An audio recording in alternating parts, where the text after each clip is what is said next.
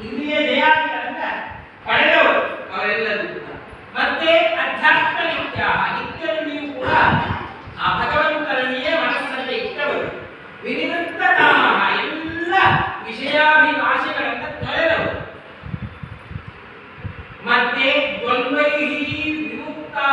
ಒಂದು ವಿಶೇಷವಾಗಿ ಹೇಳ್ತಾ ಇದ್ದಾರೆ ಸಂಶಯಾತ್ಮ ವಿನಶ್ಯತೆ ಅಂತ ಮುಂದೆ ಹಿಂದೆ ಹೇಳಿದ ಸಂಶಯವನ್ನ ಯಾವನು ಇದ್ದಾನೋ ಹೊಂತಾ ಇದ್ದಾನೋ ಅವನು ನಾಶವನ್ನು ಹೊಂತಾನೆ ಇದೋ ಅದು ಎಂಬುವ ದ್ವಂದ್ವ ಇರಬಾರದು ಸರ್ವೋತ್ತಮ ಸರ್ವತಂತ್ರ ಸ್ವತಂತ್ರ ಭಗವಂತ ಅವನನ್ನ ಬಿಟ್ಟು ಎಲ್ಲರೂ ಇರೋದಲ್ಲಿ ಈ ಸಂಶಯ ಇರಬಾರದು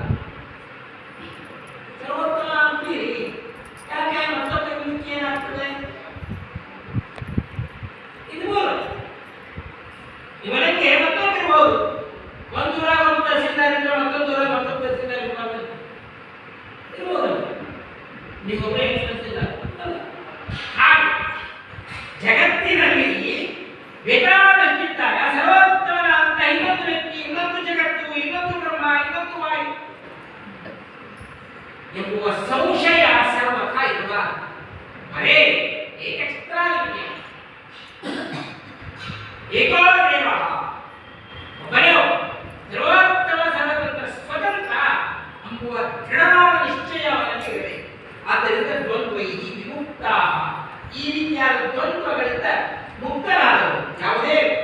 ರೀತಿಯಾದ ಸಂಶಯಕ್ಕೆ ಆಸ್ಪದ ಇಯದೇ ಇರುವುದು ಮತ್ತೆ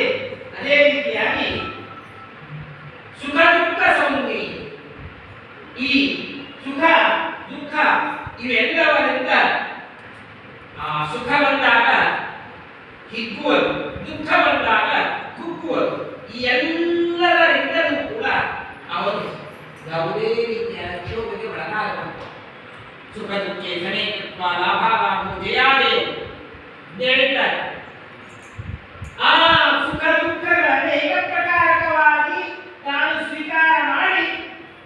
ಅದರಲ್ಲಿಯೂ ಕೂಡ ಭಗವಂತನನ್ನು ಕಾಣುವವರೆಗೆ ಸಾಗಬೇಕು ಅವನು ಅಂತಹ ಅಮೂಢಾಹ ಜ್ಞಾನಿಗಳು ಮೂಢರಲ್ಲದೇ ಇರುವವರು ಮಾತನಾಡುತ್ತದೆ ಹೇಗೆ ನೋಡಿ ಗೀತೆ ಗೀತಾಚಾರ್ಯ ಹೇಗೆ ಮಾತನಾಡ್ತಾರೆ ಇಂತಹ ಜ್ಞಾನಿಗಳ ಅನುಭವ ಇತ್ತು ಹಾಗಾಗಿ ನಾವು ಜ್ಞಾನಿಗಳೇ ಅನುಭವ ಅವನಂತಿಲ್ಲ ಇಂತಹ ಮೂಢರಲ್ಲದೇ ಇರುವವರು ನೆಗೆಟಿವ್ ಪಾಸಿಟಿವ್ ಹೇಳಿಲ್ಲ ನೇರವಾಗಿ ಜ್ಞಾನಿಗಳು ಅಂತಿಲ್ಲ ಮೂಢರಲ್ಲದೇ ಇರುವವರು ಅವಾಗ ನಮ್ಮನ್ನು ಒಳಗೆ ಹಣಿಕೆ ಹಾಕಿಕೊಳ್ಳಿಕ್ಕೆ ನಮಗೆ ಅವಕಾಶ ಭಗವಂತನ ಮಾತು ಎಷ್ಟು ಸುಸ್ಪಷ್ಟವಾಗಿ ಕೃಷ್ಣ